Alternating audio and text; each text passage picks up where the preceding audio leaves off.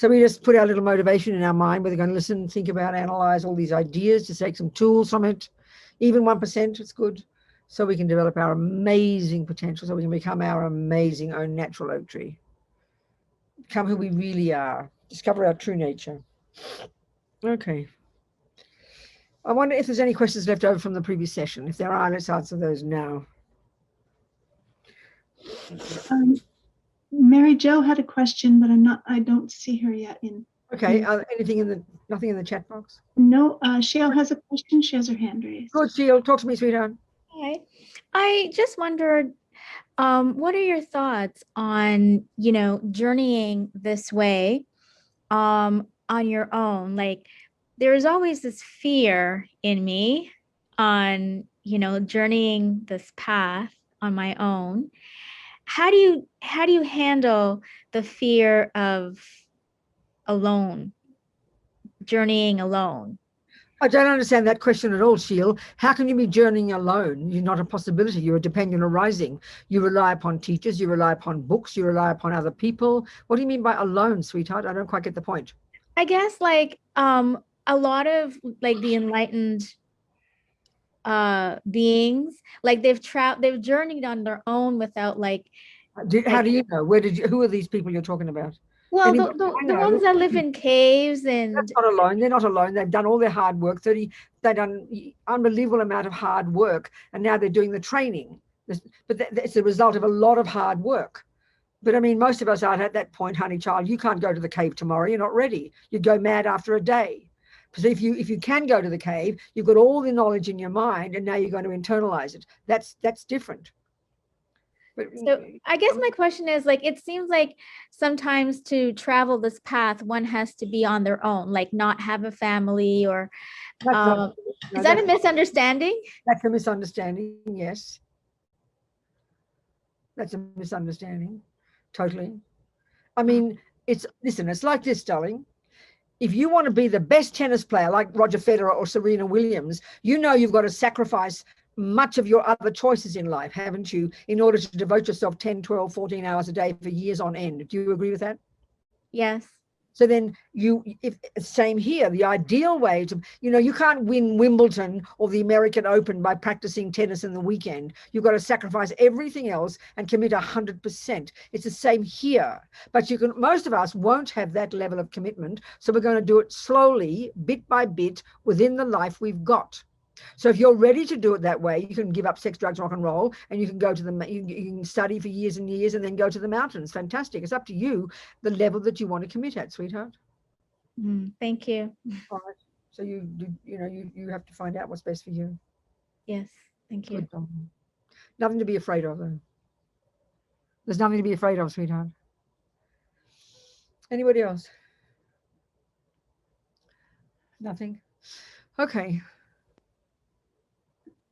So I think the thing that I really always got from Lama Yeshe, and I started reading from Lama, let's do that again. He was so encouraging. He was able to sort of just talk to us in a way that was uplifting. And if you didn't know it, you wouldn't think, oh, he's talking Tantra. He's just talking common sense, So let's look at the course notes again. And let's just quote from Lama. Let me find them and I'll read again. Just quote from Lama. He's very inspiring.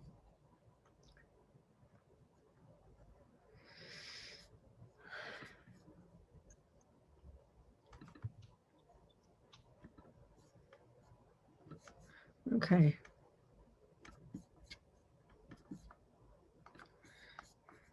So it's the first chapter, and it's the psychology of Tantra. So Lama trying to bring it all down to earth for us,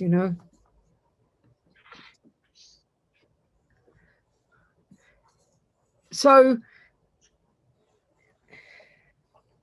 the Lama says, this Lord Buddha, he taught his path in many different ways, according to the needs and capabilities of the different sentient beings at these different stages, So his most advanced teachings given in his esoteric aspect, Vajradhara, are known as Tantrayana or Vajrayana. Tantra is the quickest vehicle to Buddhahood, the full enlightenment. So according to his Sutrayana teachings, the cause of human beings' problems is attachment, so it must be avoided. But according to Tantra, however, this very attachment itself is used on the path to enlightenment on the basis of strong renunciation, which is junior school and high school, the great compassion of bodhicitta, which is the university level, and the right view of emptiness, which is which then comes after, practitioners take the resource of their own pleasure energy. In other words, they use they're able, because they've got renunciation, because they understand what attachment is, because they're no longer fooled by the objects of attachment. They understand the nature of their mind. They understand what pleasant feelings are. They understand the evolution of them. They understand their minds really deeply. They've got incredible bodhicitta, and they have a really sound understanding of the non-intrinsic nature of everything. They are easily able, as Lama says, to use their own pleasure, the capacity of their mental capacity for pleasure and joy, and use it as a resource. And in the deep concentration of samadhi meditation, unify it with the wisdom realizing emptiness. That's the bottom line, you know. The bottom line, in order to get the mind to become a Buddha, remember, you always quote the etymology of that word is very tasty. Bud, eradication of all the rubbish. Da, development to perfection of all the goodness, all the valid states of mind, all the wisdom. That's the end result. So all these methods, starting from renunciation to bodhicitta to emptiness, all of these methods, Tantra, are all methods to achieve the same thing. And the tantric methods are the most sophisticated, the most technical, the most advanced, based upon all the earlier stages, you know. So like I said before, the essence, technical point, there's the knowledge from the great tantric yogis and yoginis, and the knowledge, and this is something from the Indians before the Buddha. There's this understanding of the structure of the human mind and body within this desire realm, that we're constructed in such a way that by contact with objects of senses, attachment objects, pleasure, happy feelings are triggered. So the greatest yogis can utilize the most intense levels of their attachment for the most intense objects of attachment in order to develop to trigger the most intense levels of bliss, which act like a rocket boost to enable the concentrated mind to go to the subtlest level, which is what you can then use to realize reality. It's a technical point. It's technical, but we can't get past the words attachment, pleasure. We get also berserk and excited. We get confused as well, you know. So pleasure, not pain. In Tantra, we're dealing with pleasure, not pain. You must understand. The person who's qualified to practice Tantra is someone who can cope with pleasure. And Lama would say to us, you people don't even know how to be happy. And again, I think I have to go back again to the basics. This is such a crucial thing to understand in Buddhist psychology. Like when we learn this in the middle scope in high school, when we understand the Buddhist model of the mind, the way the mind functions. And so in the mental consciousness, which is all our thoughts and feelings and emotions are, all of those thousands of thoughts and feelings and emotions are divided into three categories. Those that are neurotic, deluded, I-based, nonsense, fear-based, and we can get rid of them. The valid, reasonable, appropriate, virtuous ones, love, compassion, kindness, and the rest. And the third lot, like I call them, the mechanics, concentration, concentration, good memory, intention, attention, discrimination. They're all parts of our mind. We don't actually recognize those internally. We might be able to point to the piece in the brain, but we don't have the skill. It's not part of our culture. It's not part of neuroscience. It's not part of our modern psychology. It's unique to the Buddha, where we are able to identify those parts of our own internal cognitive process. It's quite sophisticated to do that. We have to learn them first theoretically. They've all got their job, and they're all working their way together for us to have experiences every single second of the day. If any one of those is missing, that's what Alzheimer's is. That's what losing your memory is. And when your mindfulness is gone, your ability to remember what you're doing moment by moment, you're mentally ill. You know, you can't cope with life. All these bits and pieces are all doing their job. So this is the point here. One of those in this third category that are usually called neutral, but that misleads us. It makes us think that they're not important. What it means is they're neither negative nor positive, but they're crucial. That's why I like to call them the mechanics of our mind. One of these is called feeling. And there's only three kinds of feeling. This is so fundamentally important to understand if you want to understand the mind, you know. Otherwise you get utterly confused. There's positive, happy feelings, or pleasant feelings, or even the word happiness. Like I've been saying before, I think, we're so addicted to the outside world being the cause of happy feelings that we even call the outside thing the happiness. If why are you happy, Robina? Tell me about your happiness. I'll describe to you the event that triggered it. I won't describe to you the happiness in my mind. I wouldn't even know how to do that. because we're so addicted to the outside world. But it's in the mind. Pleasant feelings are in the mind. They're not in the cake, for God's sake. They're not in the handsome boyfriend. Unpleasant feelings, the second lot, they're not in the ugly weather, but we're so addicted to believing the ugly weather or the ugly boyfriend are the cause of the unpleasant feelings, the cause of the suffering. Suffering is another word for unpleasant feelings. Please hear me. It's a synonym for unpleasant feelings. And we experience them in the mental consciousness and the sensory consciousness. But they're the mind by necessity. They are states of mind. So there are many words for happy feelings, pleasant feelings. There's levels of pleasant feelings, aren't there? The mildest pleasant feeling, triggered, let's say, by a warm breeze on a cool day.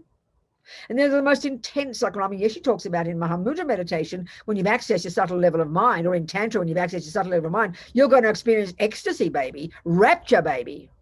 They're real words for real states of very, very, very pleasant feelings.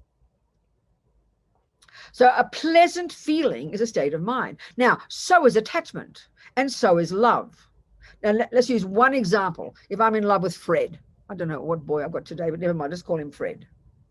If I'm in love with Fred, we could analyze, there are three different, just three. There's 27 different parts of my mind all working. There's discrimination that's such that when I see that shape and color, I go, wow, that's Fred. There's many of those. There's concentration, all of those are there. But apart from those, the three things that are really playing a big role, one of them is in the negative category, one is in the positive category, and one is in the neutral category. But look how they all play together, and look how we conflate them. One is attachment.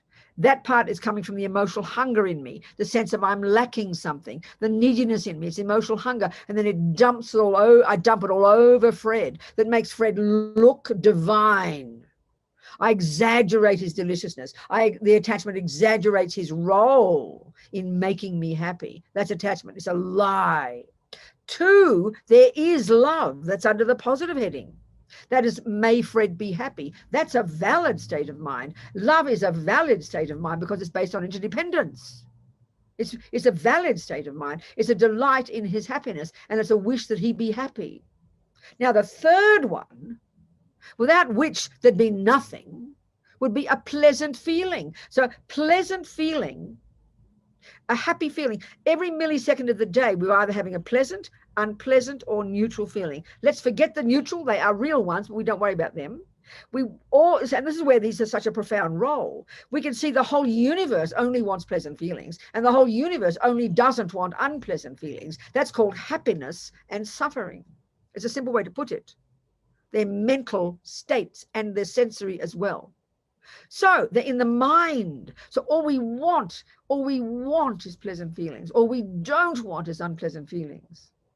So the job of attachment is the vampire in there to kind of drive us to the objects such that with contact with them, pleasant feelings are triggered. And then the second you have contact with an ugly object that triggers an unpleasant feeling, when attachment has a panic attack and turns into aversion. So attachment is like this vampire that leads everything, you know. Attachment's a liar. It misconceives Fred. It jumps all over Fred. It dominates my mind. It's based upon my own sense of low self-esteem, my own sense of, being nothing. Attachment's a symptom of a person who thinks they're nothing. Dissatisfied. I dump it all over him. And this is the point now. The millisecond, due to past karma, I see Fred in the crowd. We've got some karmic connection. And I leap onto Fred like a vampire. Because we've got a karmic connection. Because what happened is this, due to our past karma, and we've got some good history with each other from past lives, the millisecond my eyes lay on that shape and color, my mental consciousness makes up this story. Wow, he's so divine. Because why? Because pleasant feelings were triggered. And the extent of the pleasant feelings equals the extent of my karmic connection with him from past life. Now, this is the tragedy when you do things that harm others. I always use that simple example of that boy, this mother at Copan years ago when I met her, and she came to my room crying. She said her beloved son was died 5 years before, 29, and he'd been a fisherman all his life. And then she heard about karma from Lama Zopa. She was in tears because he'd spent his life killing fish. This is the tragedy, and this is how these three, at least these two even, attachment and feeling play in together, and karma. So there he is, a little boy. He's never thought of fishing, but he suddenly sees the scenario called fishing. What it does is virtually trigger the memory. It's like that. Trigger the past karmic connection. The karma's there. You see the object, it triggers it. The same with me. I see Fred in that crowd. Suddenly the past karma between us is triggered. It's like memory is triggered. We don't call it that. And then instantaneously, whether with me with Fred or with the little boy with the fishing, instantaneously, like quicker than Google, quicker than anything, instantaneously a pleasant feeling is triggered. In his case, because he's got strong familiarity from past karma with killing. So the extent of his pleasant feelings is equal to the extent of his connection with killing. I remember reading years ago, I always quote this story too, one Australian journalist, Robert Hughes, who's dead now. He was the arts writer for the Time magazine for like 40 years. And he's very good with words, you know, very creative guy. So he was in love with fishing. He said the first time he went trout fishing, it was a cosmic experience. All that means is the extent of his past habit to kill was in his mind as karmic imprints. He meets the trout fishing. He doesn't know why. It triggers unbelievable joyful feelings in his mind. The fisherman, this little boy, it triggers joyful feelings in his mind. So then naturally, next millisecond, attachment kicks in and makes it look divine, paints a divine picture of trout fishing, paints a divine picture of this fishing, paints a divine picture of Fred.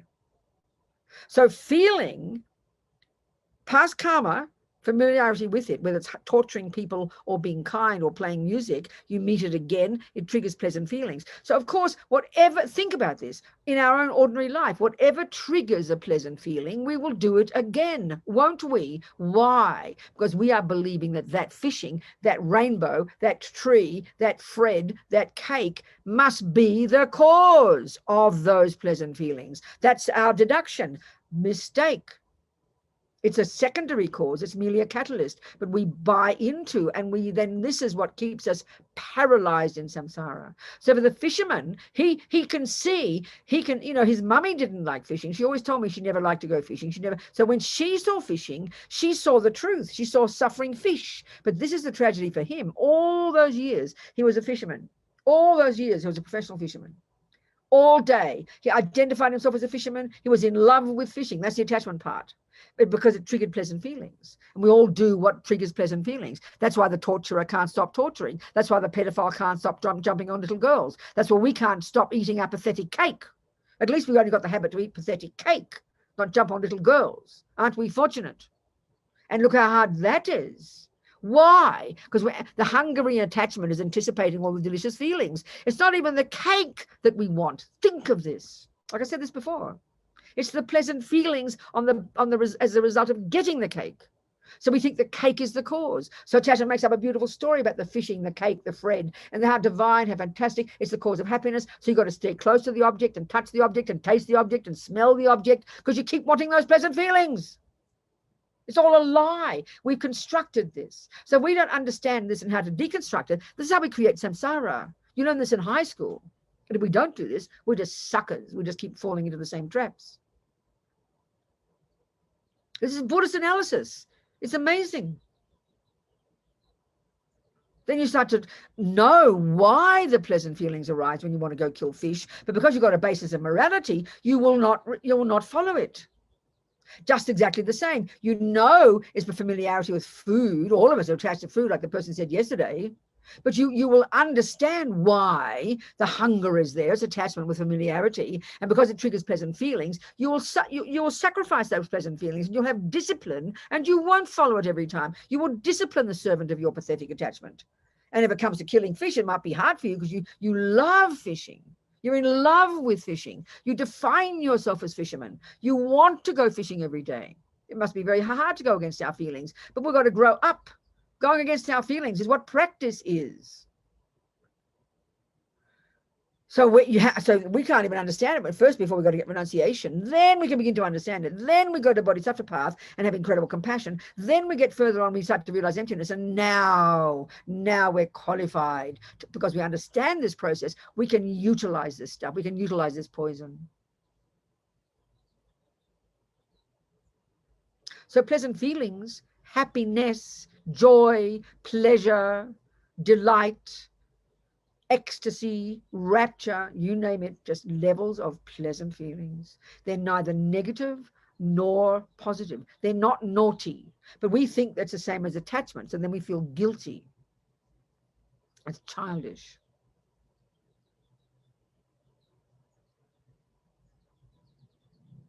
So let me ask you all the time here, talking about how, he met all these pathetic self-piteous hippies walking around being all guilty and neurotic.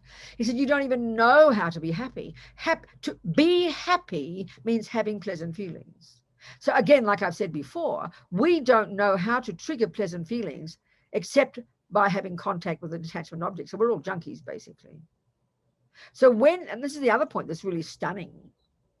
This is the point. If fishing isn't the main cause of that boy's pleasant feelings, if Fred isn't the main cause of my pleasant feelings, then what is? This is the tragedy. Any moment of the smallest pleasant feeling that we have is the fruit of a past virtuous action. If you don't have any virtuous action, no virtues in your bank vault, you can never experience any pleasant feelings. Now look how some people live in unpleasant feelings. People live in pain, live in despair, can't access any ability to have a pleasant feeling because there's nothing in their bank vault. There's no virtues in their bank vault, And because pleasant feelings are so primordial for us, are fundamental for us, we have to understand the causes. So the actual cause of every second of that pleasure that fisherman experienced, that he thought were caused by killing fish, which caused him to keep killing fish, wrong deduction, wrong analysis, was in reality the result of his past virtue. But he used it up, as I'm going to swear here, and he pissed it down the toilet by continuing to do negative actions, by killing, and therefore putting negative seeds in his mind, and in the future only experiencing unhappy feelings. This is technical stuff. It's not moralistic. We hear it like that. It's technical. We need to learn it. This is how we learn about samsara and nirvana, how we create samsara and nirvana. It's technical. All these explanations are technical. They're brilliant. They're not just moralistic. They're not heavy. We hear them as heavy, Not allowed to have pleasure. You've got to have blah, blah, blah, Oh, it's all bad karma, blah, blah, blah, we rabbit on,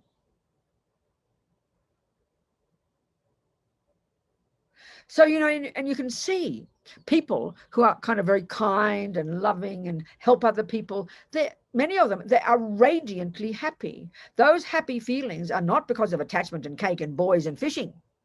They've got natural access to their virtuous karmic seeds, and then they continue to grow those happy feelings by being loving and kind and helping other people. We know people like this. They get joy every second from helping others. We have to rely on cakes and torturing and fishing to get pleasant feelings. How tragic.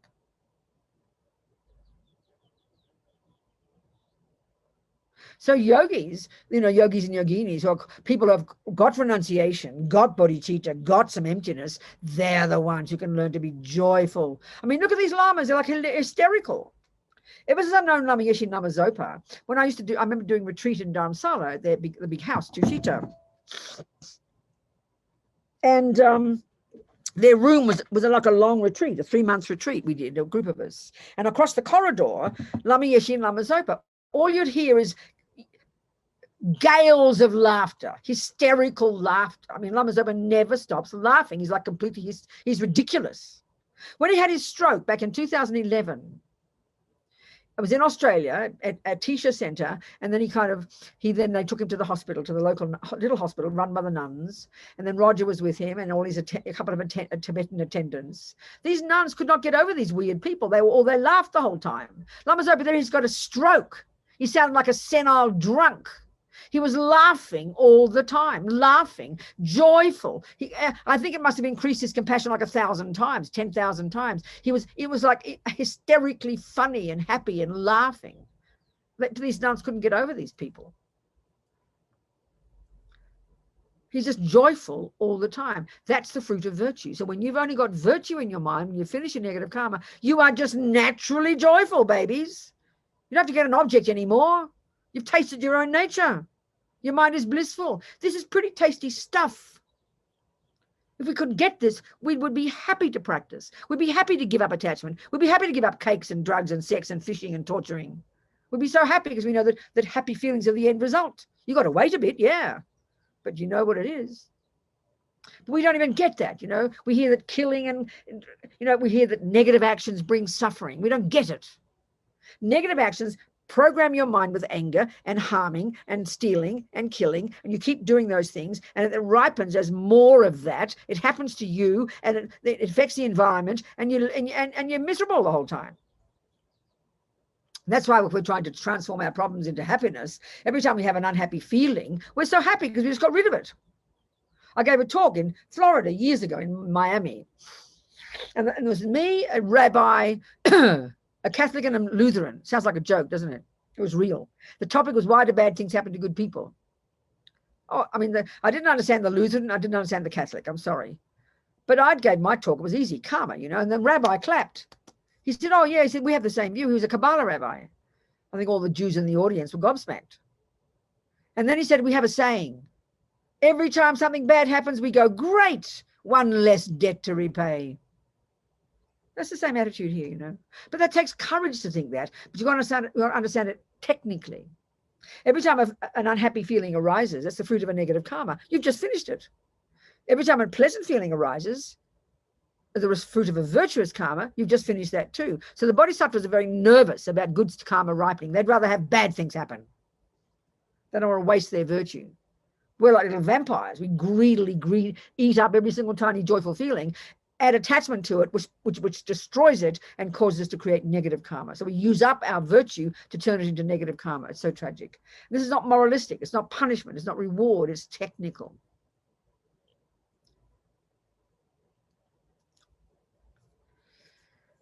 So Lama would always tell us, you hippies don't know how to be happy. So Lama spent so much time trying to make us happy feelings instead of feeling guilty, you know. So he'd always have parties and picnics. We always thought, oh, Lama Yeshe loves parties and picnics. Of course he didn't. He couldn't have cared less. He was happy already. He just did it for our sake, you know. Parties and picnics, trying to make us happy. So the person who's qualified to practice Tantra is someone who can cope with pleasure, with happy feelings, who can experience pleasure without going berserk. You check now how we are because of attachment. It's attachment that makes you go berserk. So even when you're thirsty, just to getting a mouthful of water, your attachment goes berserk. You can't control your mind, you know. And this is how they talk about attachment. How the pleasure, and this is what Buddha's saying in the second scope. In the very first scope of teachings in junior school, we try to avoid the actions that will ripen as future suffering, the heaviest of suffering, the suffering of suffering, which is when the bad things happen. But the second scope, or high school, is where you start to realize that there's a subtle level of suffering, which is called the suffering of change, which is what we call happiness.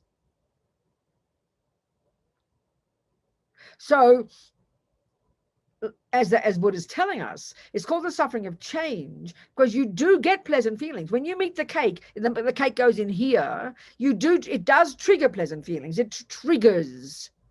The fishing for the fisherman triggered pleasant feelings. That's the best way to, or is a catalyst. It's the best way to put it, is a catalyst. Not the direct cause, not the main cause, it's a catalyst. So when we do eat the cake, when you do eat Fred, or whatever you do to Fred, you know, touch Fred, whatever you do to Fred, or whatever you do that you've got the habit to do, it triggers pleasant feelings. But the trouble is those pleasant feelings, because they're driven by attachment, then the experience of pleasure is very gross, very limited. Very heavy. The mind becomes, because of attachment, the mind becomes very dull. So the pleasure is really limited pleasure.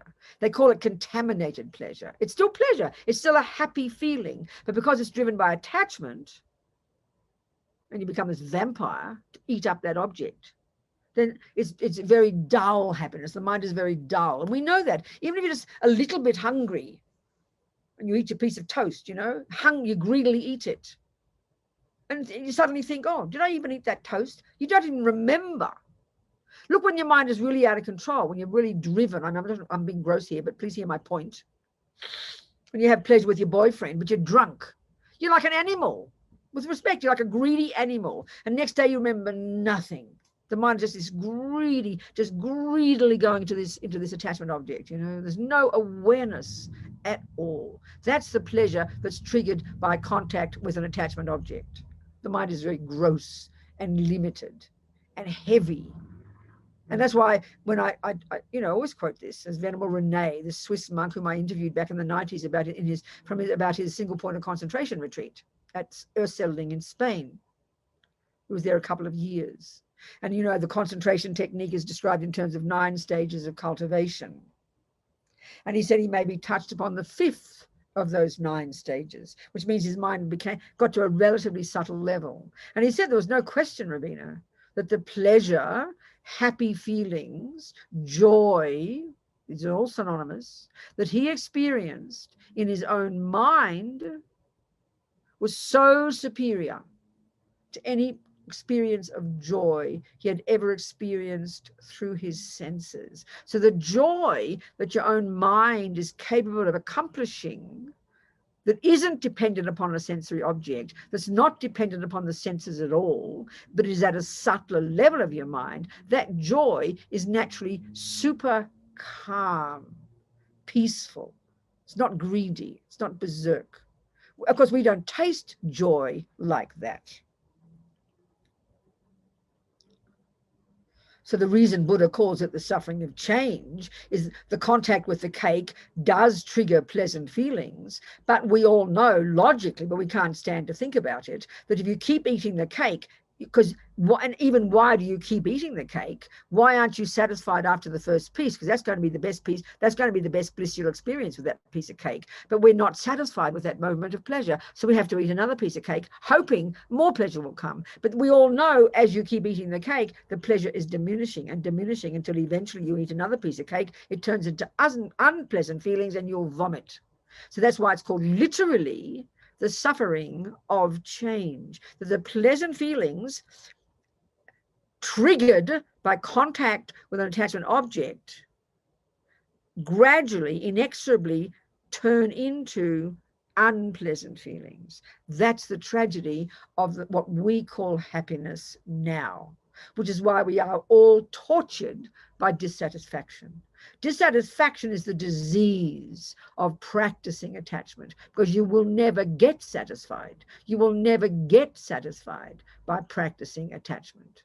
That's, again, it's technical. It's not moralistic. Buddha's not saying you shouldn't have pleasure. We're not understanding it if we think that.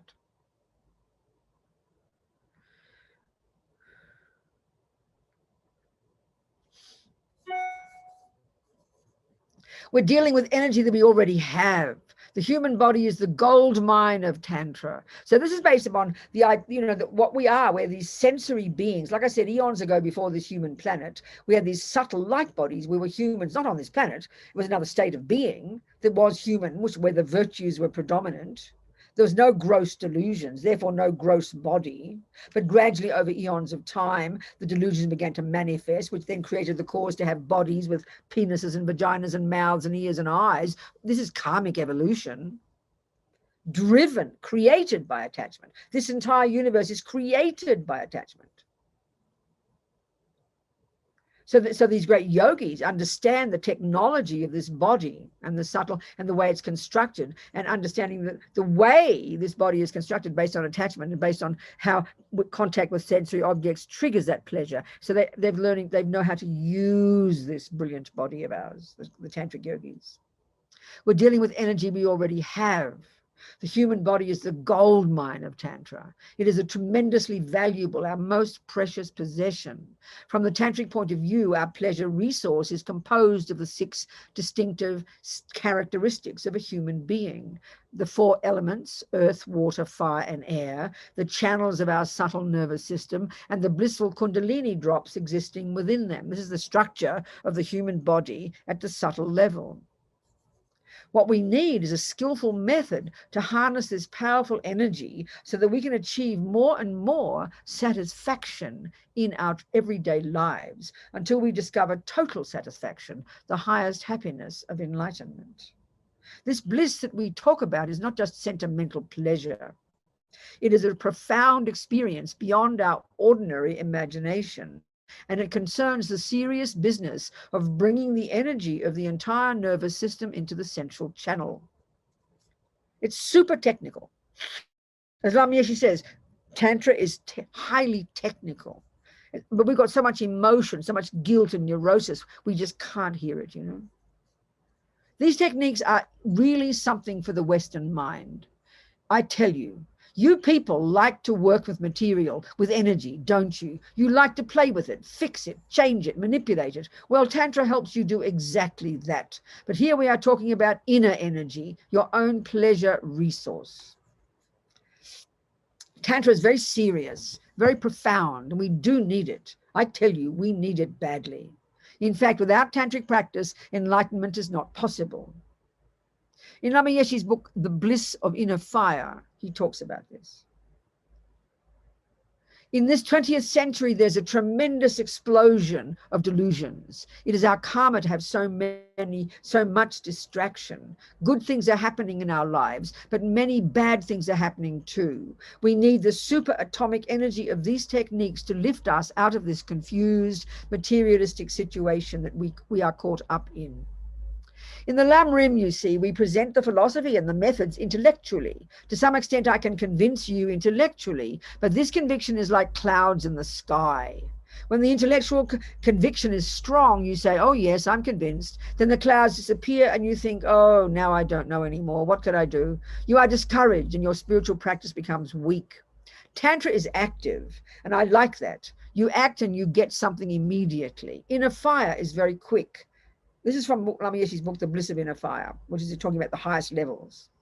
And inner fire is the name of this technique at the most advanced levels that is the tantric aspect of the practice of Mahamudra.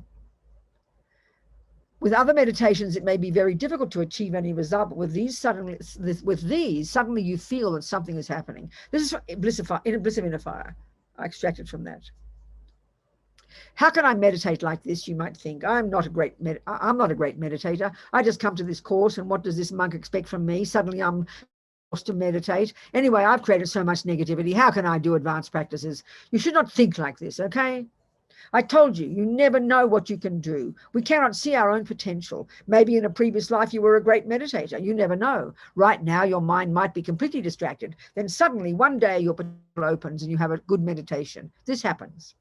Look at Milarepa. I don't think that you people have created much more negative karma than Milarepa. How many people did he kill? Do you remember? He was a criminal, wasn't he? He admitted it. He had strength, but he had strength. He created heavy negative karma, but he was also able to have perfect renunciation, perfect bodhicitta, perfect right view. He said goodbye to samsara. For me, Milarepa is a good example. Look around in the world. Sometimes create strong negativity, who create big samsara, have big liberation success. And those who don't success in samsara don't have any liberation success either. They just are numb. You understand, don't you? My point is, you never know with human beings. You never know what you can do. Everybody should try as much as possible to do the inner fire meditation. Try, be brave. Even if you're not successful, at least you got some experience, and that is good enough. This is not, we're not discussing inner fire here, but that's from that Lama's book. So it's like, look how he's talking, you know, it's uplifting, isn't it? It's kind of wow, you know? Instead of, oh, I'm hopeless, I can't do anything, I'm pathetic, I'm mad, blah, blah, blah.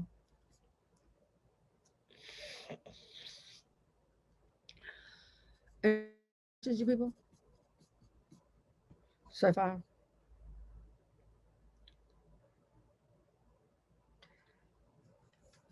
You got a question, Sheil?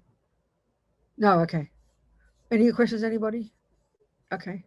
No, Nothing I else? was just saying thank you. Like I got it. Oh, good. Well done, girl. Okay, good. Good. It looks like Kimberly. Yes, no, Kimberly has. Yes, sweetheart. Go, Kim. Thank you, Venerable Robina. I just lit up light bulbs everywhere with this conversation. So thank you very much. I wanted to ask a question about attachment and pleasure. Yep. I understand theoretically and sometimes directly that objects outer objects are not necessarily, they aren't the source of pleasure. So you're saying that attachment drives us to grasp at outer objects, if I can say it that way. But then That's right. we do experience some pleasure eating the chocolate cake, We do. whatever Exactly. it is. We do. And then you're saying that the Buddha is not saying that pleasure is a problem. And then maybe because of my enculturation, Christian enculturation, I have some kind of... Nothing to do with that. Nothing to do with that. Nothing to do with that. It's to do with ignorance. We're born with ignorance. So go on. between now and enlightenment, I guess to just not be totally depressed, I've got to appreciate the joy or happiness that I find within this existence the way I am now. I'm losing the plot a bit here, darling. What's your question? My question is, if we resist attachment, if we resist the feeling compelling us to grasp at outer objects, where do we find our pleasure? Where do we look? That's the whole point, sweetheart. That's the whole point. That's the whole point, Kimberly. That's what we find hard to understand, because for us, the only way we know, and that is true right now, the only way we know to trigger pleasant feelings is to get the cake or the boy or the whatever. That's all. We are addicted to that. That's why it's painful giving up attachment and not just blindly following every whim of attachment and shoving in the cake and shoving in the boy and doing what we feel like. That's what makes it painful. So, sweetie pie, the cake is not the cause of your happy feelings. Those happy feelings are in fact the fruit of past virtuous actions of yours that are sitting there latent in your bank vault, and then those those virtuous past virtuous karmic seeds are triggered when you eat the cake, and you make the of thinking the cake is the cause of happiness, where it's the past virtuous action that is the cause of happiness that will then bring those pleasant feelings. So what we have to learn to do is, by knowing that, we don't follow the attachment, and we try to create more virtue, and that triggers more pleasure, because virtue brings pleasure. Virtue is the cause of pleasure, not non-virtue. So you've got to have a long-term goal. In the beginning, giving up attachment is very painful. It's like when you start giving up alcohol, you go crazy. Everything in your being wants to drink alcohol, and you nearly go mad because you're not buying into attachment's lie that the alcohol is the cause of your happiness. In the beginning, it feels like even more suffering, but eventually, what do you end up with? A content mind, because you no longer crave the alcohol. It's like that.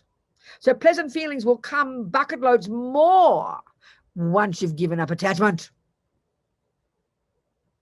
You with me? Okay, good. There's a question in the chat that says, when we experience a pleasant feeling, it's a result of virtuous karmic effect, ?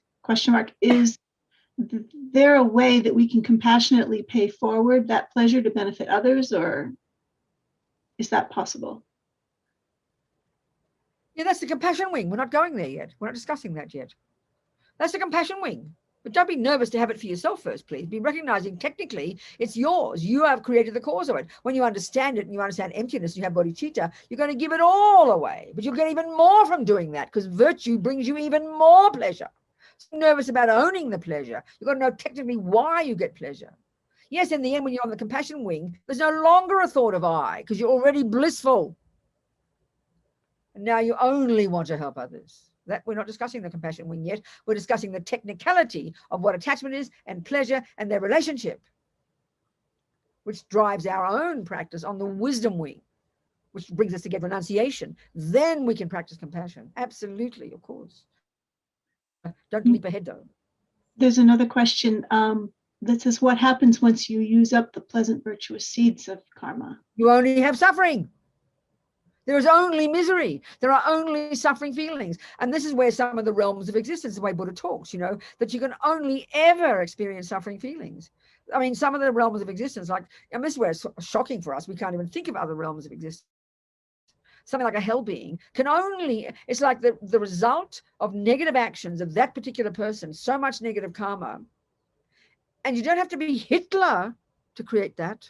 Then all you experience is unpleasant feelings. All you experience, even look at some humans, look at the pain they live in. Look at the sickness of our bodies. Even a headache is unbearable, isn't it? Look at some people who have constant physical pain. It's unbearably painful. That's the fruit of our negative karma. We've all got it, not to feel guilty about it. It's unbelievably painful. There's hardly some people hardly ever have a moment of pleasure. Hardly ever. The pain is so intense, or their mental suffering is so bad. This is why we have such compassion for sentient beings.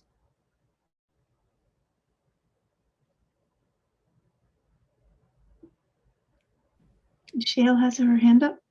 Yes. Yes.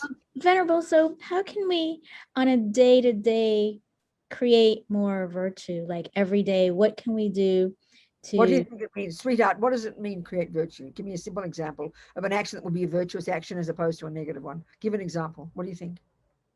Well, if someone called you and, you know, asked you, could you go to the store and pick something up for me because, you know, the person's not feeling well, then I think it'd be... So, honey child, why are you asking me? You know already, you gave a perfect answer. So why are you asking me, Sheila? It's not mystical. No, what I'm wondering is, do we like... Are you saying that we do this like every day? We create virtue every day? If every single, the law of karma is such that every millisecond of Sheila's mind, every millisecond, hear my words, you're creating karma. You're dropping seeds into your bolts, and they're either negative or positive. So you have to decide, do you want flowers and herbs in the future in your garden, or do you want weeds? The answer is you want flowers and herbs. So honey child, you better start planting them. Not just once a day, not every now and again, because every second you're sowing seeds. And given that we've all got attachment, most of our seeds are negative. I know it sounds heavy, so we've got to consciously, actively stop creating negative karma and consciously, actively practice virtuous karma. That's what life is. That's what practice is, sweetheart. Do you understand?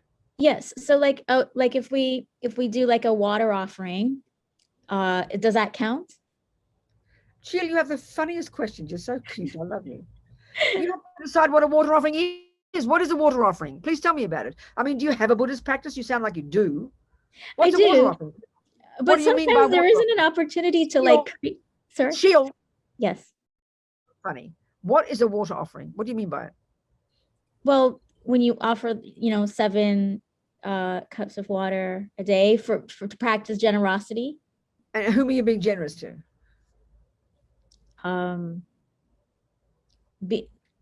Not a person, but like the Buddha, right? Well, Buddha's a person. Yeah. A person is the name given to a mind. So the Buddha's a person, a dog is a person, you're a person. So you're making offerings to the Buddha. So that, so then they say that just making offerings to anybody, that's a virtuous action, sweetheart. You just got to do lots of virtuous actions every day. Yeah. Lots of seeds in your bank vault. It's simple. If you're trying to make money, should I just make money once a week? Or do I have to do it all the time? What's up to how much money you want, babe? If you want to have a lot of money in your bank, you do it every second. If you want lots of virtuous karmic seeds in your bank vault, you do it every second. You do as much as you can. And you avoid all these analogies I'm using. It's up to you how much you want to do, darling. Mm-hmm. Do you see my point? Yeah. Thank you. You're so cute, your questions. I love you. Who else? What else? No more questions? There's one more question. I understand when we say the trigger, which is the boy, the alcohol, the cake, is not the cause of the happiness, but the trigger, the source of all the pleasant feelings is the latent virtue, and so we have to focus on creating more virtue. Does this also mean that with more virtue we'll also need less of triggers, like the boy and the food? Right. Yes, of course. That's exactly right. Because there's 2 jobs.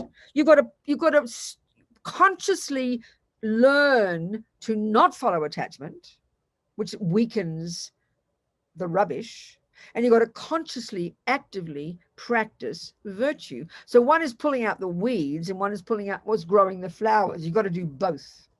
And of course, the more you give up attachment, the result of that is satisfaction, joy. You'll be born a person who's content, fulfilled, joyful, and you'll be able to practice virtue easily. That's exactly the point. Because dissatisfaction, which as Lama Zopa says is the main disease of the modern world, this constant pain of never being enough, never having enough. This is a genuine, serious mental suffering. It is the fruit of practicing attachment, because attachment is a lie that causes us to believe that when I get fed, I will get happy.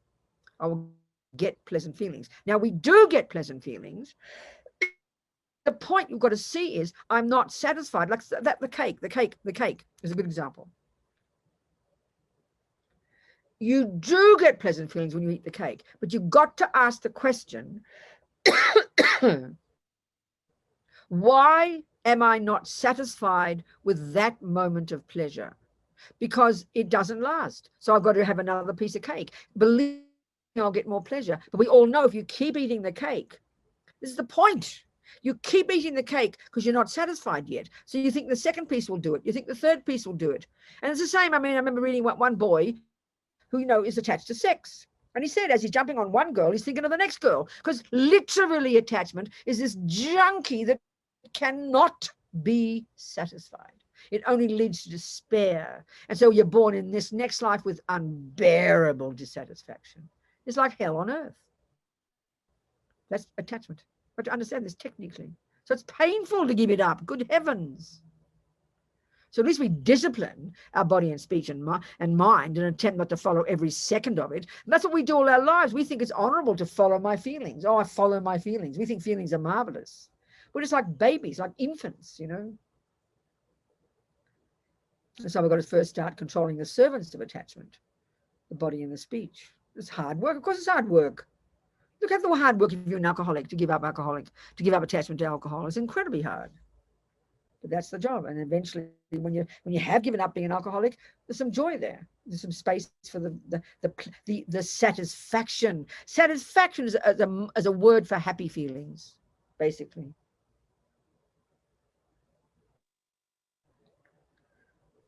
Any other questions? Yes, there's one more in the chat. That oops, hang on, it just skipped up.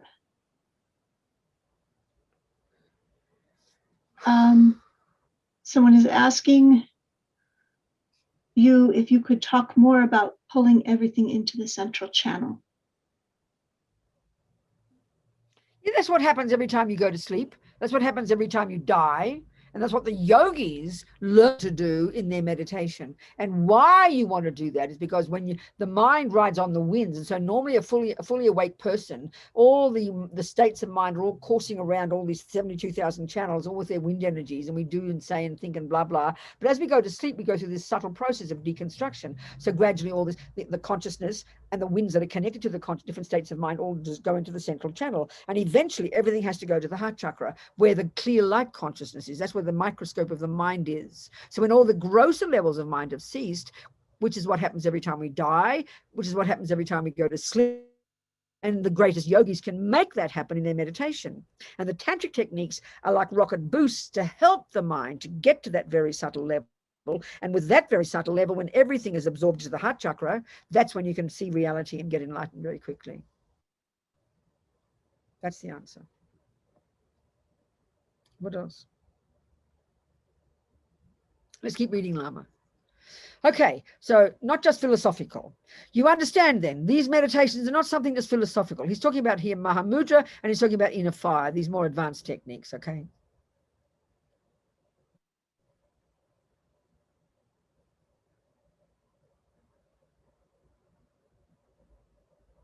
Okay, never mind all that.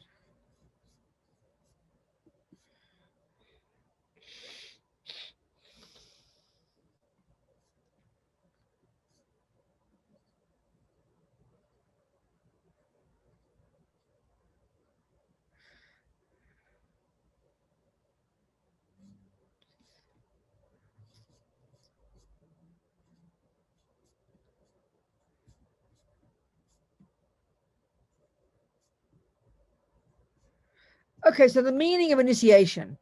So Lama Tsongkhapa mentions that before giving Gampopa teachings on the higher subjects, Milarepa asked him, have you received initiation?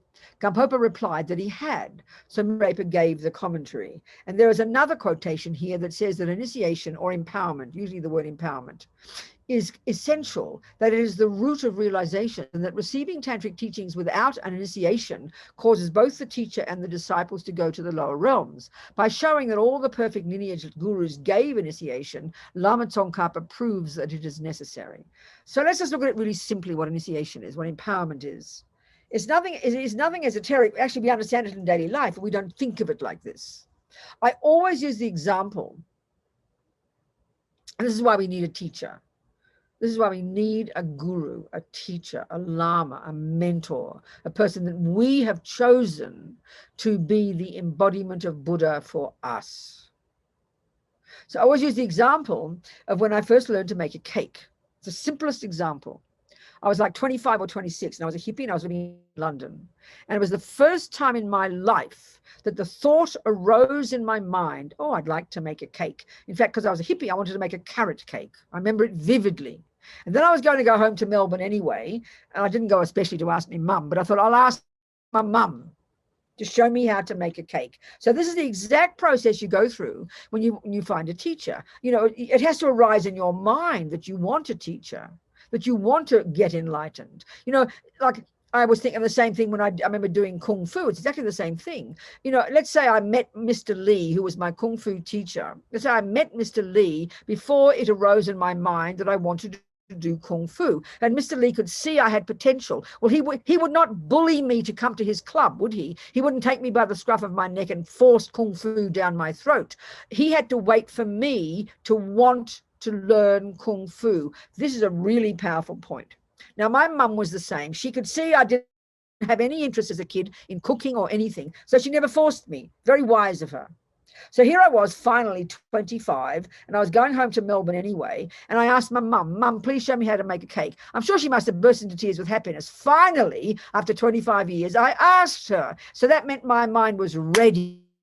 This is so important. So then this is the point. I wanted to make a cake. Now, why did I ask my mum? Well, I tell you, it wasn't because I was being kind to my mum. I'd done my due diligence. I'd tasted her cakes. I'd tasted her students' cakes, my sister's.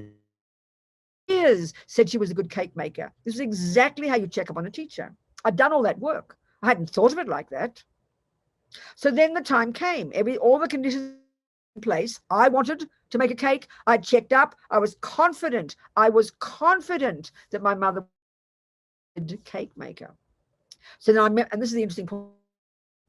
I remember the day, the kitchen, the cake. It's in my mind. Because why? Because I was ready. I asked her. She was qualified. Do you know what? That's an empowerment. Think about the meaning. That was an empowerment.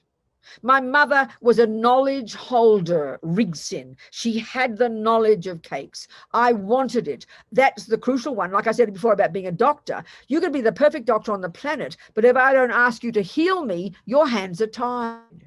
So this is why it's a dependent arising. So I was ready. Okay, Mum, I'm listening. And she told me, and in fact, it was an apple and walnut cake. I remember it. I remember the day, the kitchen. It's in my mind, planted there as a memory. So I received from my mother an empowerment.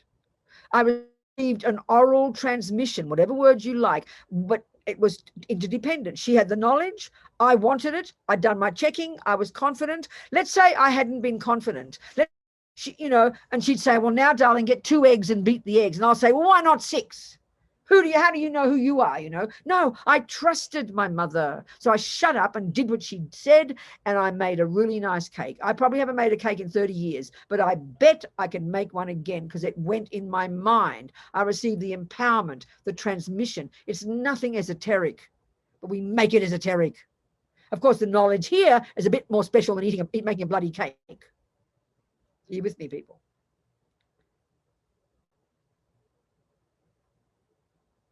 And that's why it's so necessary to get the right teachers, not just follow attachment. Oh, wow, he's so charismatic. He must be the Buddha. And then he leads you up a garden path, and then you sue him. Don't blame him, blame your own foolishness for not checking up. So empowerment, so, you know, of course, the empowerment here is incredibly powerful here, much more powerful knowledge than merely making a cake. But the principle, get it, it's the same. And because of that, the knowledge was so deep in my mind, it became real for me. As Lama Yeshe said, the Buddha's dead, but the Four Noble Truths will only become real for you when you receive them from the mouth, I'm using my words here, from a real person whom you have decided is the Buddha. I decided my mother was valid, so my mind was one, and I received her knowledge without any hindrance. That's this knowledge here with the guru, the mentor. Same start, same story.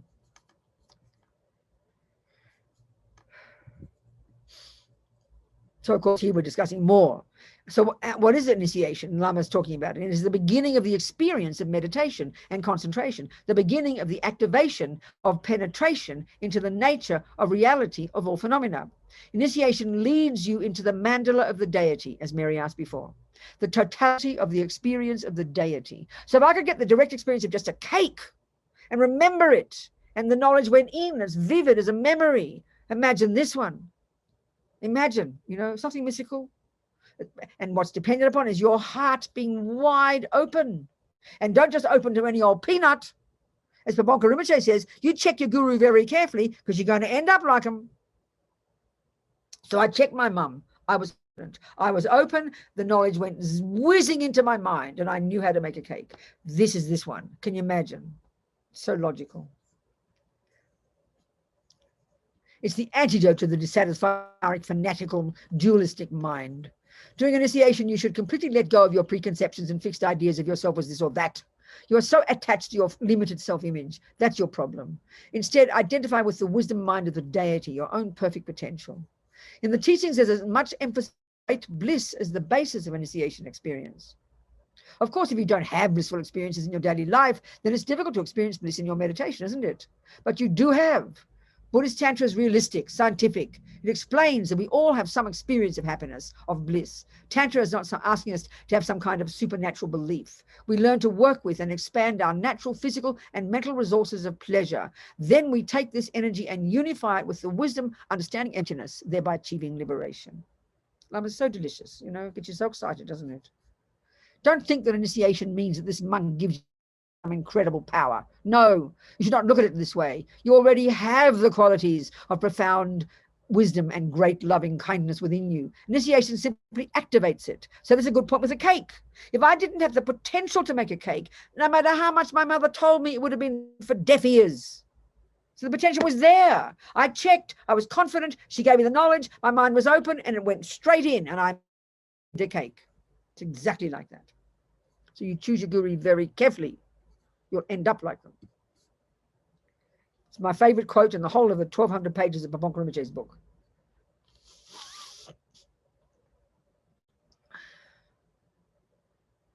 So the quality of initiation you receive is not dependent on a Mickey Mouse teacher like me, Lama says. It depends on you.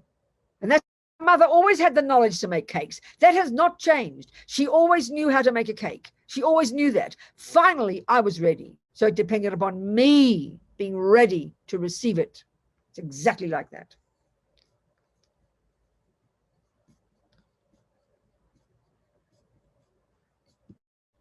Okay, that'll do for that.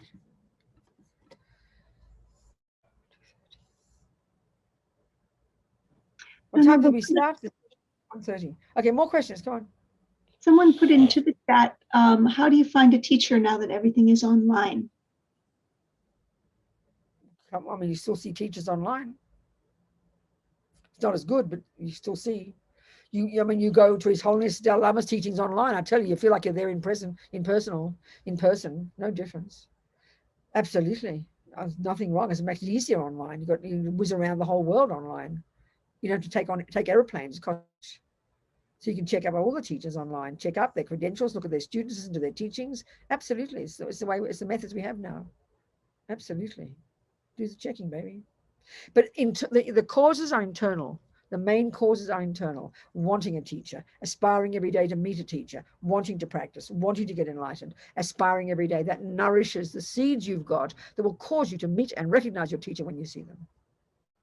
Don't just sit there blankly waiting for your teacher to come to you. The causes are internal, mainly internal. What else there? Another person has said, could you have more than one root guru? Yes, you can have many gurus, and even ones you call root guru. Yes, you can have. Yes, you can have. Root guru in general is the term we use for the one who did your heart most. But you can have in different. I mean, I was reading Lama Zopa recently. You can have different root gurus as well as gurus. You can have many gurus in general. Of course you can.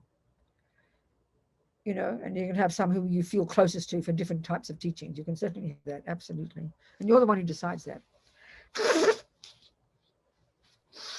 Someone also asked if you can have a guru or a lama who is no longer alive. Well, yes, of course. Lama Yeshe, for me, he passed away 35 years ago, 37 years ago. More than that. 84. 94, 114, nearly 40 years ago. I think of him in the present tense, absolutely. And many people I know feel like Lama Yeshe is their Lama, even though he's not alive, you know. They feel close to him. Nothing wrong with that. Absolutely. John Kavanaugh has his hand up. Yes, John. Hi, Robina. Hello, darling. Vulnerable Robina, I just wanted to clarify, because this is what I've been doing for years and years and years. So hopefully I'm not way off the mark. But Okay, when I met you like 25 years ago and I'd asked you to be my teacher, you said, I'm not qualified, keep looking. And but we've had a connection since then. I consider my connection with Lama Yeshe and Lama Zopa, who I've never met, strong through watching videos, reading Lama Yeshe's wonderful books, everyone that you've recommended, but it's certainly augmented through you. Okay, so good. I do see you as a teacher in that sense, in that lineage. That's good. That's your, you know, as long as you're confident, you check up carefully and you're confident, that's your call, John. Absolutely. Yeah. I mean, so you're always have been one of my teachers. So good. I thought I should tell you. Well, I've done my part of the job, hadn't I? So we're going to shake hands and agree. You do your part of the job, I'll do my part of the job. Then we'll get along well, and then we'll do fine. Yeah, and just to conclude, because when I took refuge with Chogdud Rinpoche, I had actually asked you if that was a good person, and I took refuge with him. Probably 4 months before he died in Philadelphia. So it's been a good ride. Wonderful. Okay, well, keep such moving, a blessing to see you. Yes. Keep moving. Great. Thank you. Okay, darling. Is there something else there, Mary? Questions? Yes. Kimberly again. Kim, come on, talk to me. Hi. Thank you, Venerable Robina. So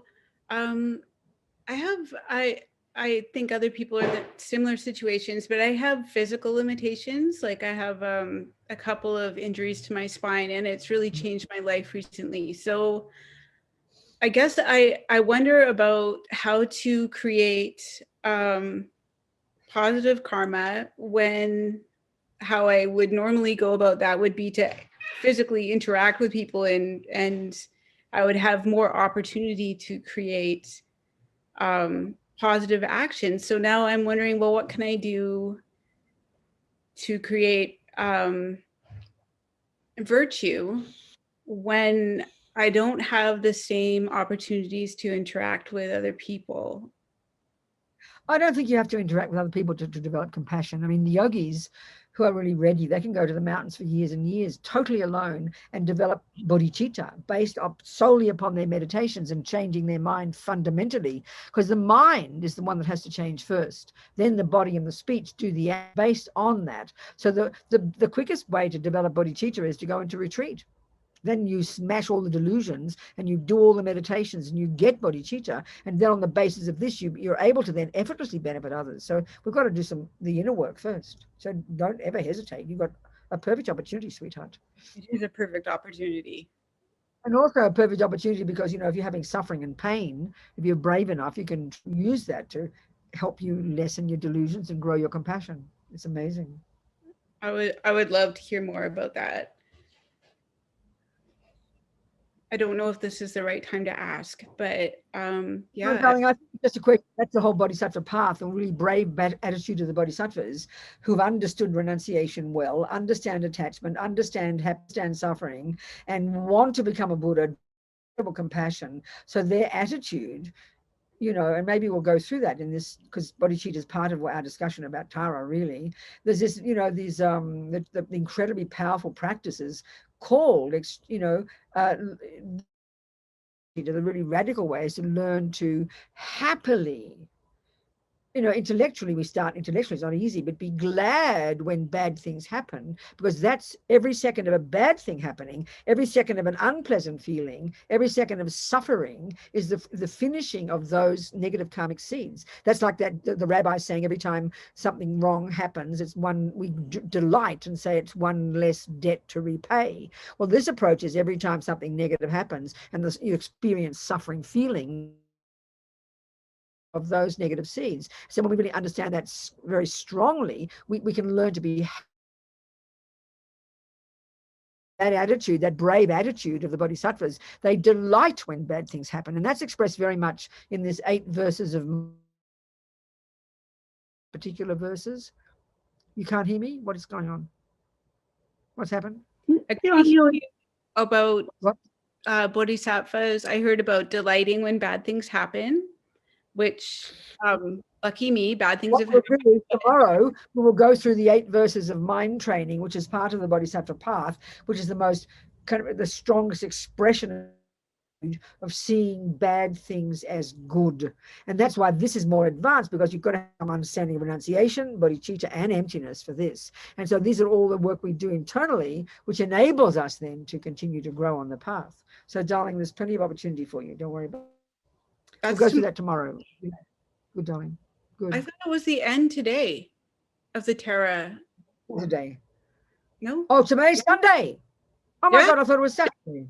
Oh, I'm losing my plot. Me too. Oh my goodness, in 1 hour we finish. We better do it now then. Okay, let's get the 8 verses. Sorry, thank you very much for reminding me. I thought it was Saturday. Let me find the 8 verses and we'll go through it. And then we'll finish with a little Tara meditation. Thank you for reminding me. Kimberly, I forgot. Kim. 8 verses. Here we go. Okay. So this is a text by some Tibetan master back in about the 12th century, 11th century, I think. He's called Langri Tangpa. And it's usually they have very flowery titles, but this is literally called the 8 verses. You couldn't get anything more boring. Okay. So this is really expression of the most radical level of practice on the bodhisattva path of these great bodhisattvas who really, and this is the thing that's hard to hear, who are so, you know, so overwhelmed by compassion and want to grow more compassion. So the quickest method, it's very logical, the quickest way, okay, what's preventing compassion from growing in our hearts is self-cherishing. So, okay, attachment, in general, attachment can be said to mean the main problem throughout the thing. On the sutra, on the first stages of practice, we can say attachment is definitely the main enemy and we learn to conquer it. Now on the bodhisattva path, it's kind of expressed differently. The main problem here, they refer to it as self-cherishing, which really is a consequence of attachment, which is to put me first. We would simply call it selfishness. It's very easy. But the Tibetans call it self-cherishing. We cherish self more than others. So because in this process of trying to make this paradigm shift, where now others are more important than me, one of these approaches is this expressed in these 8 verses of recognizing, of being glad when bad things happen. Now, why would you be glad when bad things happen? Because every time a bad thing happens, attachment doesn't get what it wants. And then when we know that attachment and therefore self-cherishing are the main enemy, the quickest way to smash attachment and self-cherishing is to give them exactly what they don't want, which is insults, being angry with you, harming you, hurting you, having suffering. These are exactly what attachment doesn't want. So if you want to practice giving up attachment, have people jump on top of you, have people shout at you, have people be mean to you. Of course, you've got to be brave and clear to allow that to happen. Because if you're only at the first stages of practice, as Pabonka Rinpoche says, you need to be a suitable vessel for this approach. At the first stage of practice, you are not a vessel. So we've got to know this is a very powerful level of practice, of a very powerful, clear person who's got renunciation, who understands emptiness to some degree, and who's hungry, who wants to smash delusions as quickly as possible, because that is what is preventing them from becoming a Buddha, because their compassion is so enormous they can't bear it. So bring on the problems, baby. That's their attitude. That's why Lama Zopa, when he had a stroke, he was in bliss. It increased his compassion. He was happy to have a problem. We've got to be a suitable vessel, as Pabonka Rinpoche says. Okay, we'll go through them, very brief. And each one gets worse and more ridiculous than the next. Okay, people, I'm here. Om Tare Jatare Ture Svaha. Okay, good. Let's hope it stays. Obstacles this weekend. That's very interesting. Okay, let's continue. So I'm going to read you some of these 8 verses and try and explain them to us. They're quite heavy. I always joke and say that if our therapist recommended these as practices, we could sue them for abuse. You'll see what I mean. Okay. The first one is already outrageous. I have to explain it. No, I've got to find it first. What happened to it? I have to look for it. Here we go.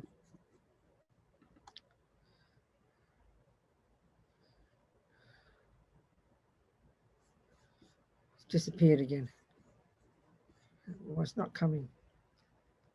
What happened? Venerable, I have the Lama Zopa's translation handy. Yeah, I'd rather have it. I don't want it on the screen. I just want to. Okay. Thank you, darling. So kind. I've got it here. Everything is just going slow today. I don't know what's going on. I click it and it doesn't come. I click it and it doesn't come. I'll try another one. How about this one? No, it just doesn't come. Here we go. I've got it now. Okay. So just listen. I'll try and explain. But remember, this is from the advanced level of practice. Maybe we're not qualified to do this, you know. We have to really know where we are at. We have to be a suitable vessel. And a suitable vessel is obviously a person who's got some renunciation, bodhicitta, and emptiness. It goes without saying, you know. And these teachings of exchanging self for others, this was kept secret in the beginning. Atisha brought these teachings from his guru in Sumatra. He spent many years in Sumatra with his guru, Sadingpa. And when he got to Tibet, he brought these teachings. They were kept secret because they're so against the normal world, you know. Okay. Even we have to explain. The first verse says, determined to obtain the greatest possible benefit from all sentient beings. So when we hear that, we think it's a mistake, and we think it means determined to obtain the greatest possible benefit for all sentient beings. No, this is a whole approach that we don't think this way, but try and get the point. What it means is, here the goal is to get this profound bodhicitta. The compassion that the bodhisattvas already have, even in this Langri Tangpa, you can imagine his compassion already is stupendous, but he wants to keep smashing the delusions, the self-cherishing, the attachment, the delusions of I. He wants to smash them as quickly as possible in order to get this incredible level of bodhicitta. So, in order to get compassion, think about it. You've got to meet suffering sentient beings. If you never met a suffering person, you couldn't possibly cultivate compassion. How could you? So in other words, if you want to use the analogy of you want to become the best doctor on the planet, and you're driven by this incredible compassion. So think about it. What do you need? If you're going to be a surgeon, what do you need in order to become the best surgeon? You need people with broken bones, for God's sake. So in that sense, in order to get the greatest possible benefit from all the suffering people with broken legs, because they are the grist for your mill for you to become the best doctor, which means the most qualified to help others. So this sense of urgency of the bodhisattva, of these people to get this bodhicitta, is enormous. We can't imagine this, you know. Who are more, sentient beings, who are more precious than a wish-fulfilling jewel. First of all, we've never heard of a wish-fulfilling jewel. It used to be probably when we were human beings back in the subtle light body days. So maybe just put instead, and give us a perspective, who are more precious than $1 million.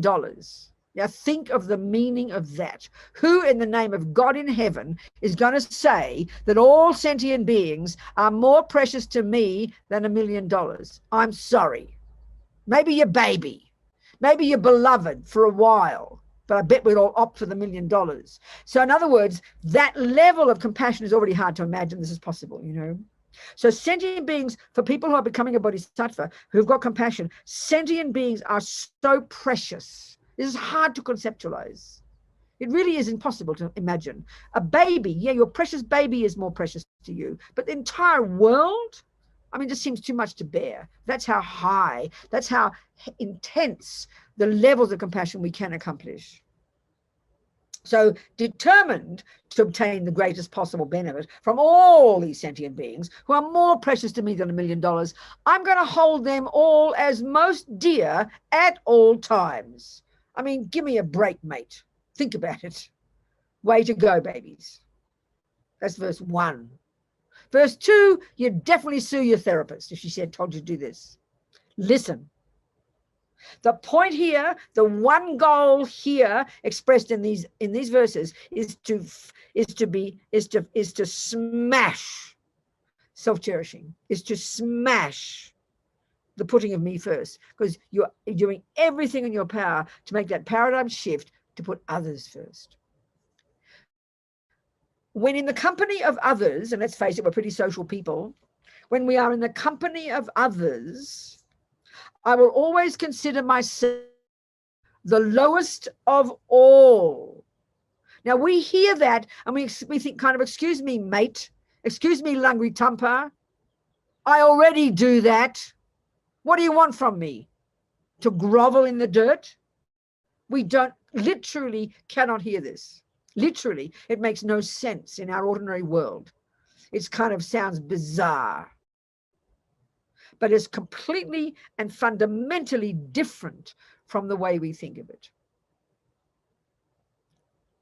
Because when we understand attachment, it puts me first. Then we understand, always wanting what I want. And then we understand self-cherishing, which always puts me first. I mean, it's so primordially deep that it would be considered abnormal in our culture to think of any option. Of course, you put you first. It's natural, we'd say.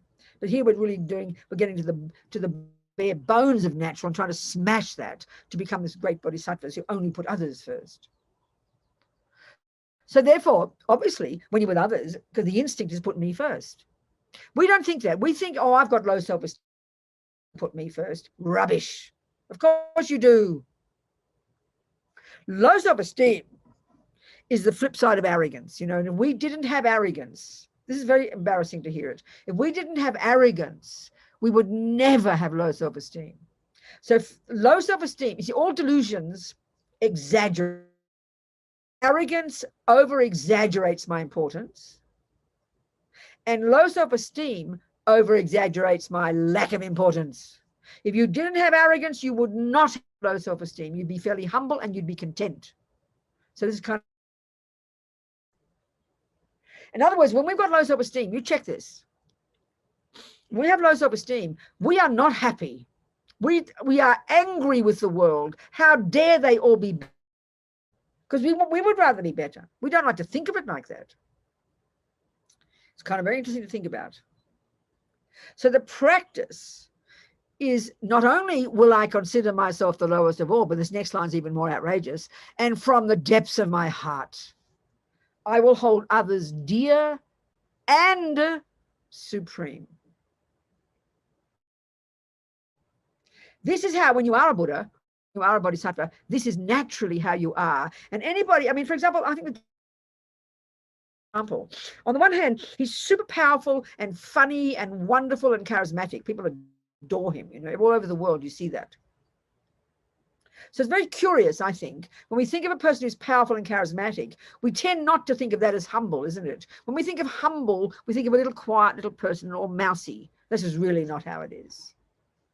His Holiness, and I remember years ago when we invited His Holiness to Australia, and he was there like 2 months, he gave colour China, and he went all over the country, and we did a magazine, we did a special issue of Mandalay, and I interviewed everybody in Mandalay afterwards, just like got a paragraph from all the different people, the media, the police who guided him, all the different people involved.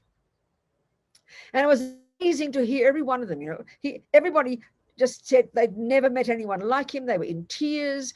You just knew he knew you. You knew he loved you, but he was always so down to earth and ordinary. And yet everybody could see that he was humble, but not what we think of as humble. He was powerful, charismatic. And he even says, everybody I'm with, they're my best friend. And everybody who's ever interviewed him, who's ever met him, ever talked to him, says it's like that. Well, that's, that should be encouraging to us, that you can be charismatic and powerful and be humble. It's a wonderful combination, So he would always just naturally put others first. This is hard to us to imagine. Everyone he's with, he would see them as marvelous. He'd see them as their best qualities. But look how we are with people. We're resentful if they're better than us. We're jealous and resentful. We take other people's success as a direct insult to us. See, this is a powerful one. So maybe you can't, hold others whenever I'm in the company of others. Just once a week, maybe try it. Once a month, maybe try it. And try it with one person. I think a good way to apply this practice. Think of someone especially if you don't like them, especially if they've been mean to you. And lots of people have lots of suffering in this life, and many people are really unkind to us, and terrible things happen to us. If you can be brave enough, think of one of those people and try and locate in that one person one quality that's directly better than you at that. They could have cuter ears. I mean, something as simple as that. Think about this. Think of one thing they can do better than you. They might be creeps. I agree with you. They might have harmed you. I agree. But it's a powerful practice. You not just, you look at one thing they can do. Maybe they got a sweeter voice. Maybe they've got prettier hair. Maybe they're more intelligent. Maybe they play piano better. Some small thing that person can do better than you. That's how you practice this verse. Very humbly, very simply. Delight in that quality in the other person. It's very powerful, I tell you.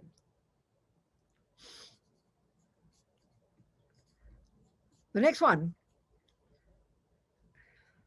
This is just, it seems to be slightly different, this approach, this particular verse. All the rest seem to be very much linked to other people. But this one, it just says, vigilant. The moment a delusion appears in my mind, endangering myself and others, I will confront and avert it without delay. So that verse immediately tells us this writer is very advanced. Because think of our mind. Think of our mind. Delusions are there all the time, pretty much. We're a normal person. Don't be depressed. So delusions are always there. Anxiety, worries, jealousy, anger, low self-esteem. They're delusions. They're always there. And then occasionally a virtue pops up. But this is the other way around. You're watching your mind like a hawk, and the moment a delusion pops up, it's like they're there all the time for us. So if you catch a delusion, at least that. But it says endangering myself and others, I'll confront and avert it without delay. This is the essence of daily practice, if we can grab it. This is the essence of daily practice, which means we're going to be watching our mind like a hawk every second. And we've got enough awareness to catch each thought and identify, is it a delusion or is it a virtue? This is pretty sophisticated. Most of us haven't got that level of awareness, but we can aim for it, okay? Now, these next three are like the way I think about it. This next one, this is related to sort of the world out there. And remember, we're talking 11th century Tibet here. Can you only imagine 21st century America? Whenever I see beings who are wicked in nature and overwhelmed by violent negative actions and suffering, well, how would we reword that? Whenever I hear about every second of the day in the news and the iPads and your newspaper and your phone, I mean, occasionally in Tibet, you might have met a wacko person, but here we're bombarded by maniacs. And who would we call these people who are wicked in nature? We call them psychopaths. Why not use that word? we all have fancy Greek words. You know, whenever I think about here, and whenever I see or hear about in the news about all the psychopaths who are overwhelmed by violent negative actions and suffering, they're suffering, remember. Whenever I hear about the wacko politicians, the wacko ex-boyfriends, the pedophiles, the maniacs, the terrorists, the bomb throwers, the murderers, the rapists, there's plenty of them. Whenever I hear about or hear or see them, I will hold, it says here, such rare ones. Sorry, Lungri Tangpa, we're 1,000 years later here. They're not rare, they're normal. I will hold such ones dear, as if I had found a precious treasure. Again, you've got to remember what Lungri Tangpa is talking about. Why would just thinking about a rapist, seeing about a rapist, hearing about a rapist cause you to feel you found a precious treasure? It's very obvious, because immediately aversion would arise, disgust, aversion, but you want to smash aversion, you want to smash attachment, because attachment doesn't want to meet about a pedophile, and immediately you're happy and you think this person who is suffering incredibly is the grist for your mill to develop in you incredible compassion. So they are this treasure. This is tough work. This is hard work. If you're not ready for this, do not do it, please. Don't pretend. There you are in a victim relationship, being abused by your ridiculous husband, and you think you're going to try and transform problems. You're not ready, babe. You've got to get the hell out of that place first and get some inner strength and courage. The next verse, getting closer to home. This is like in your family, around, or maybe your work or something like that, or in your neighborhood. When out of envy others mistreat me with, no, not that one, this one. No, this one, yes. It's like a sort of more getting closer to home. Whenever I see, when out of envy others mistreat me with abuse, insults, or the like. I think at work, or kind of in our general life, you know, it's getting more personal now. The previous one was just out there, the wackos out there, not wackos in your life. Here is the wackos in your life who out of envy mistreat you, abuse you, insult you. Excuse me, look at our lives. You listen to this. This is too much. This is really too much to bear. I will accept the defeat. I will take the blame, and I'll offer the victory to them. Can you imagine trying to do that in your mind? That's intense. But if you're living in that victim relationship and you haven't looked at your mind yet, this is not your job. This is too much. This is heavy duty practice. Got to take it seriously, you know. And it's putting atomic bombs under self-cherishing, therefore under ego grasping. Now this is really close to home. When someone whom I've benefited and in whom I have great hopes, like your beloved child, like your partner whom you've sacrificed your life for, gives me terrible harm, I will see that person as my holy guru.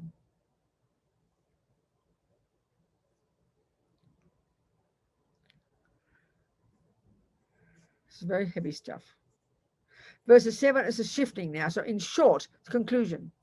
Both directly and indirectly, I offer every happiness and benefit to my mothers. And I will secretly take upon myself all their harmful actions and suffering. This is the source of Tonglen, that practice that people in the West love.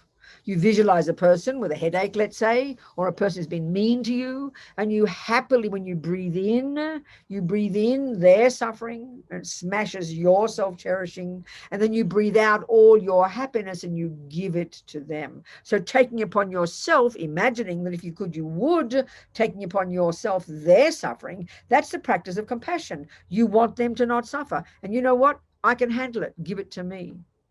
Then not only that, you give them all your happiness. That's the practice of love. This Tonglen is amazing practice, and many people in the modern world love it. I'm always surprised. And finally, verse 8. Undefiled by the stains of the superstitions of the 8 worldly concerns. This is just another level of the way attachment works. These 8 different ways of presenting attachment. May I, by perceiving all phenomena as illusory, this is about emptiness, be released from the bondage of attachment.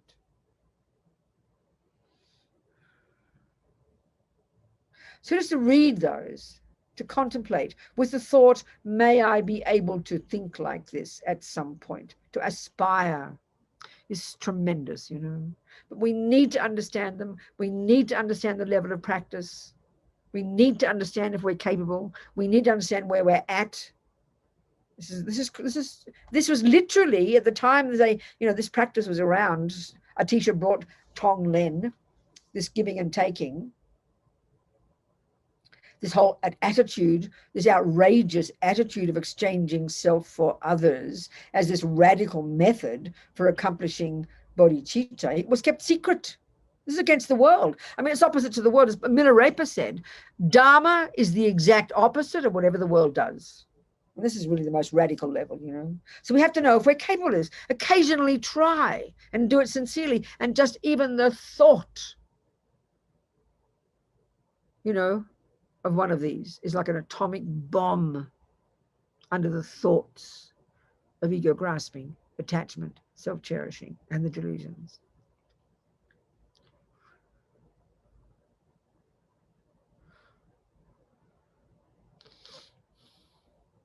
So this level of practice demands renunciation, a clear understanding of the delusions, what they are, what karma is, and the suffering and its causes, like the technical way we were describing before. And it demands already some incredible compassion for others, and without understanding of emptiness, this has no meaning. It's too insane, you know. The more we understand emptiness, the more we understand dependent arising, the more it loosens the grip of the fears and the panic and the pain that we experience. That's because we have grasping mind. The pain we feel when we're harmed by others, which is genuine, is real harm. People do harm us. And sometimes some people literally go mad and cannot bear it. So the more we understand dependent arising, the more we understand karma, the more that alleviates that pain. And this is Tara, you know. Tara, she's known as the liberator from the fears of samsara. And the fears of samsara is literally their way of saying what we're saying right now, the unbearable pain of ordinary daily life, of being harmed, abused, insulted, of attachment, of anger, that the pain of that. And it's rooted in fear because it's all rooted in ego grasping, the root delusion. So Tara is seen as the liberator. Her name Tara, or Dhamma in Tibetan, is liberator. She's known as the liberator from the fears, because all delusions are rooted in fear. And as Lama Yeshe says in Mahamudra, when we've realized emptiness, there is no fear. This is amazing to think about. So why we have so much pain when we are harmed, and it's real pain, no one's saying it's a lie, is because we've got ego grasping, because we don't understand karma. We don't know why it's happening. So we go mad. And that's the suffering of the world. So Tara is the liberator. So just visualize Tara, think of Tara, say Tara's mantra, and it gives courage, you know. We become brave in the face of problems.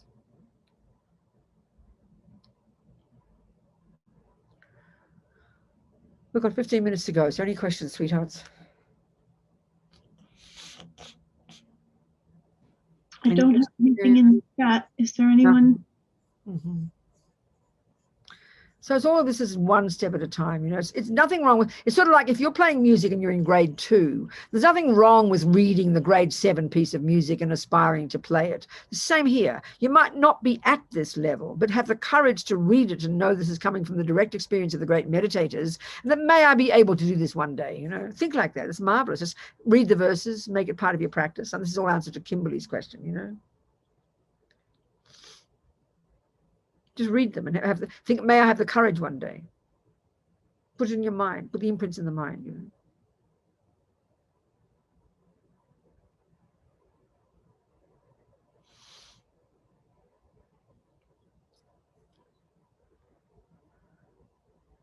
I don't know, people, what else?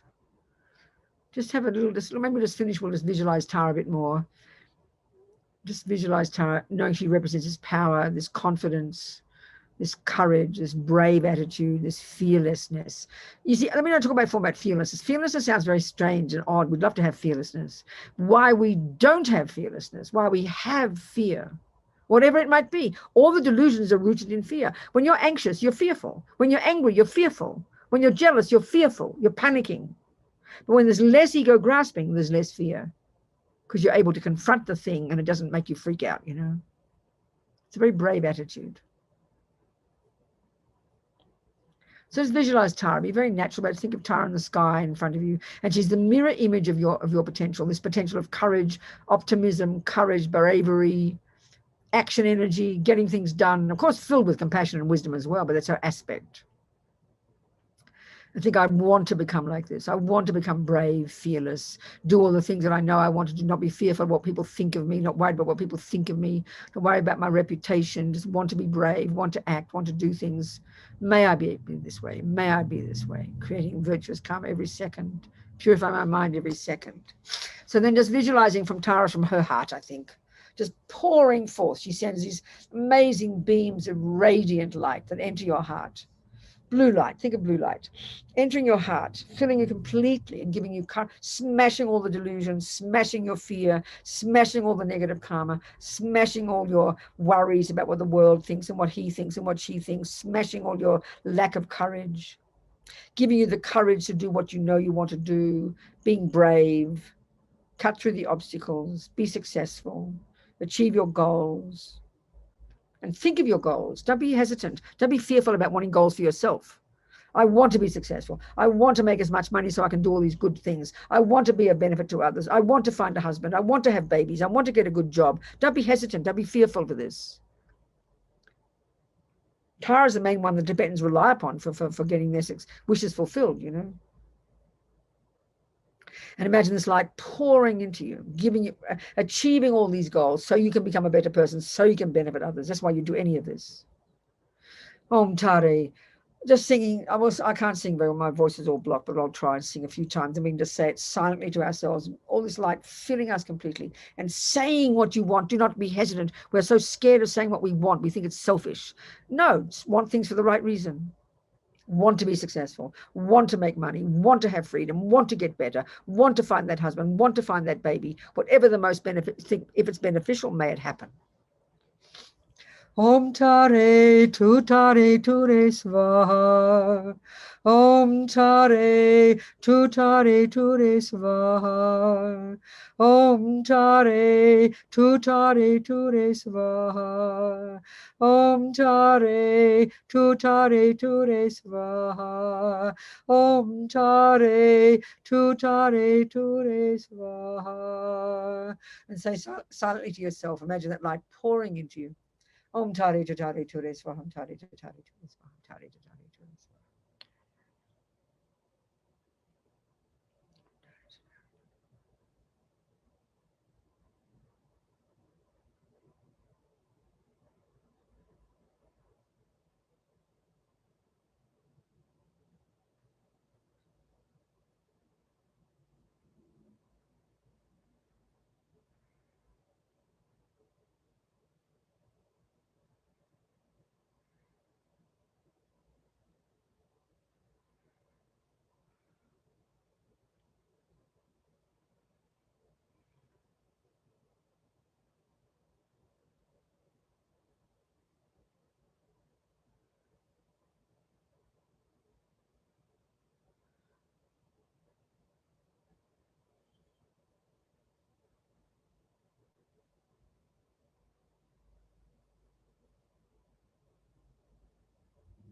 Om Tare Tu Tare Ture Svaha. All right, dearest ones, time to go. So we dedicate, maybe you just put the prayers up there, Mary Ellen.